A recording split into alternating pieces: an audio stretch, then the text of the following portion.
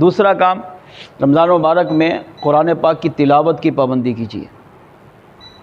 قرآن سارا سال پڑھنا چاہیے، جب موقع ملے پڑھنا چاہیے، روزانہ قرآن کی تلاوت کرنی چاہیے، لیکن رمضان مبارک میں قرآن پاک کی تلاوت کو اپنا معمول بنا لیں، کچھ نہ کچھ ضرور پڑھیں، چاہے ایک آیت ہی آتی ہو نا، ایک سورت ہی آتی ہو نا، رمضان مبارک میں اس کی تلاوت کریں۔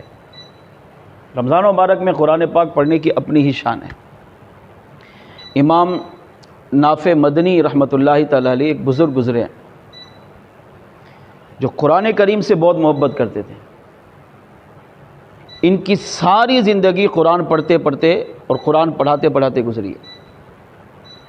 یہ قرآن پاک کی جو قرات ہے نا، جو ہم تک پہنچی ہے، یہ اس کے بہت بڑے امام تھے۔ یعنی ان کی برکت سے انہوں نے قرآن پاک کے اصول و قواعد ایسے بنائے کہ آج دنیا میں لاکھوں کروڑوں مسلمان قرآن پاک کی تلاوت کر رہے ہوتے ہیں۔ یہ تبع تابعین ہیں۔ تبع تابعین کسے کہتے ہیں؟ تبع تابعین اسے کہتے ہیں جس نے تابعی کو اپنے جیتے جی سر کی آنکھوں سے دیدار کیا ہو۔ تابعی کسے کہتے ہیں؟ تابعی اسے کہتے ہیں جس نے صحابی کو اپنی آنکھوں سے ایمان کی حالت میں صحابی کی زیارت کی ہو، اس سے ملاقات کی ہو، اس کا دیدار کیا ہو۔ اور صحابی کسے کہتے ہیں؟ جس نے ایمان کی حالت میں خود حضور کو دیکھا۔ تو امام نافع مدنی رحمۃ اللہ تعالی علیہ نے 70 تابعین سے ملاقات کی، یعنی ان 70 افراد سے ملاقات کی جن 70 افراد نے صحابہ کو دیکھا اور ان صحابہ نے حضور کو دیکھا۔ اب ملاقات کر کے انہوں نے کیا کیا؟ امام نافع مدنی رحمۃ اللہ تعالی علیہ نے 70 تابعین سے ملاقات کر کے ان سے صرف قرآن پڑھا اور قرآن سیکھا اور سمجھا۔ قرآن کیا ہے، قرآن کی قرات کیا ہے، قرآن کا ترجمہ کیا ہے، قرآن کی تفسیر کیا ہے، قرآن کی وضاحت کیا ہے، اس چیز کو امام نافع مدنی رحمۃ اللہ تعالی علیہ نے 70 سال تک سمجھا۔ پھر علماء کہتے ہیں یہ وہ امام نافع مدنی رحمۃ اللہ تعالی علیہ قرات کے امام ہے کہ امام ہونے کے باوجود بھی قرآن سے اتنی محبت کرتے تھے کہ ان کا لمحہ لمحہ، دن ہو رات ہو، رمضان ہو نہ ہو، قرآن پاک کی تلاوت میں گزرتا۔ اور انہوں نے 70 سال تک مسجد نبوی مصطفیٰ جان رحمت صلی اللہ علیہ وسلم کے مبارک روضے کی چھاؤں میں بیٹھ کر انہوں نے قرآن پڑھا اور پڑھایا۔ خود بھی قرآن پڑھتے، قرآن کے امام بھی بنے، 70 سال تک قرآن پڑھتے رہے، پڑھاتے رہے۔ کہاں؟ سرکار کے روضے کے سامنے۔ اچھا، ان کی ایک خاصیت تھی کیا کہ جب بھی یہ قرآن کریم کی تلاوت کرتے نا، جب بھی، تو ان کے منہ سے خوشبو نکلتی، اور وہ اتنی پاکیزہ خوشبو ہوتی کہ جتنے حاضرین وہاں پر بیٹھے ہوتے ان کے دل و دماغ اس خوشبو سے معطر ہو جاتے۔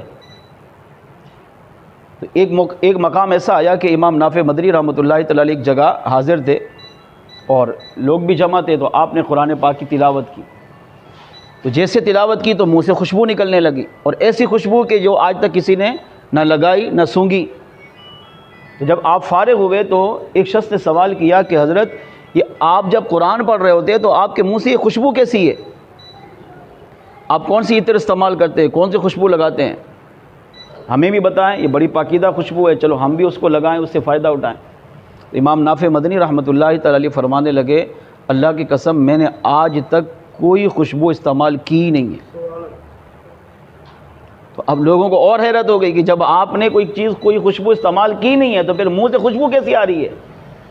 تو آپ نے فرمایا کہ یہ جو میرے منہ سے خوشبو نکلتی ہے نا، اور یہ بھی عام وقت میں نہیں، کب؟ جب میں قرآن پڑھتا ہوں۔ فرمایا یہ میرا کمال نہیں، یہ مصطفیٰ جان رحمت صلی اللہ علیہ وسلم کی تلاوت قرآن کرنے کا کمال ہے۔ حالانکہ حضور خود خوشبودار تھے، میرے آقا علیہ السلام عطر نہیں لگاتے تھے، کیوں؟ کیونکہ آپ کا جسم ویسے ہی خوشبو سے معطر ہوتا تھا۔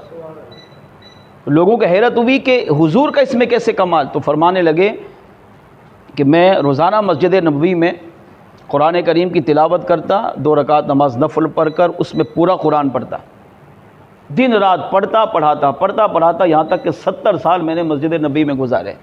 فرماتے کہ ایک رات قرآن پڑھتے میری آنکھ لگ گئی اور میں سو گیا۔ میں نے خواب میں دیکھا کہ مصطفیٰ جان رحمت صلی اللہ علیہ وسلم اپنی مزار مبارک سے باہر تشریف لے آئے، اور آقا علیہ الصلوۃ والسلام مسجد نبی میں ایک جگہ تشریف فرما ہیں اور حضور نے وہاں بیٹھ کر قرآن کریم کی تلاوت شروع کی۔ اب سرکار کیسا قرآن پڑھتے ہوں گے؟ جس نبی پر خود قرآن نازل ہوا ہے، اب سوچیں ان کی آواز کتنی مقدس ہوگی، ان کا انداز کتنا مقدس ہوگا، ان کے مبارک منہ سے نکلنے والے الفاظ کتنے مقدس ہوں گے۔ تو امام نافع مدنی علیہ رحمہ کہتے ہیں جب میں نے دیکھا کہ حضور مسجد نبی میں بیٹھ کر قرآن پاک کی تلاوت کر رہے ہیں، تو فرماتے میں حضور کی طرف دوڑا، حضور کے قریب آیا اور میں حضور کے قریب بیٹھ کر حضور کی اس تلاوت قرآن کو سننے لگا۔ تو فرماتے حضور کے قریب بیٹھنے کی وجہ سے بیٹھا رہا، کب تک؟ جب تک حضور تلاوت کرتے رہے میں حضور کے قریب بیٹھ کر حضور کا قرآن سنتا رہا۔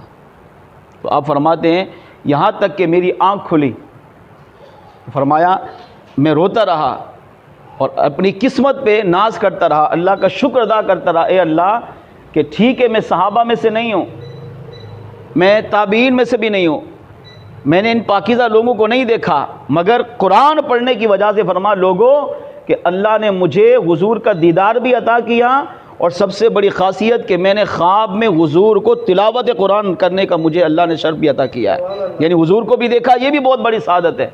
اور ساتھ ساتھ میں نے کس حالت میں دیکھا کہ میرے آقا علیہ الصلوۃ والسلام بھی قرآن پڑھ رہے تھے۔ فرماتے اس دن سے لے کر آج تک جب بھی میں نے قرآن کریم کی تلاوت کی ہے تو میرے منہ سے تلاوت کرتے وقت ایسی خوشبو نکلتی ہے کہ جو خوشبو آج تک کسی نے کوئی استعمال نہیں کی، اور اس خوشبو سے میرے بھی اور میری اس قرات کو سننے والے لوگوں کے دل و دماغ معطر ہو جاتے ہیں۔ تو فرمایا کہ میرا کمال نہیں تھا، بلکہ خواب میں جب حضور قرآن پڑھ رہے تھے اور میں قریب بیٹھ کر وہ قرآن سن رہا تھا تو آقا علیہ السلام کے مبارک منہ سے جو خوشبو اور انوار و تجلیات نکل کر مجھ پر پڑ رہے تھے، اللہ نے اس کی برکت کو ایسے ظاہر کیا کہ ساری زندگی جب جب میں قرآن پڑھتا ہوں تو میرے منہ سے بھی اللہ کریم اسی خوشبو کو پیدا فرما دیتا ہے۔